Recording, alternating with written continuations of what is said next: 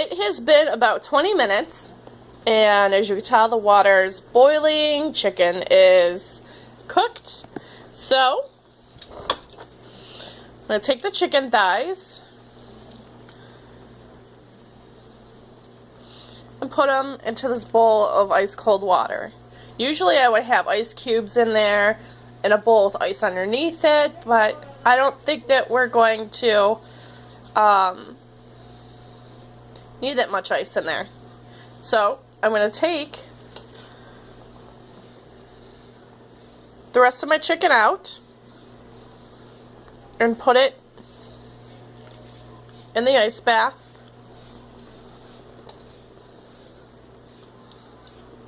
We'll do this with the rest of the chicken, if I can get a hold of it. And when it's all chilled down, I'm going to cut it up and show you what's next.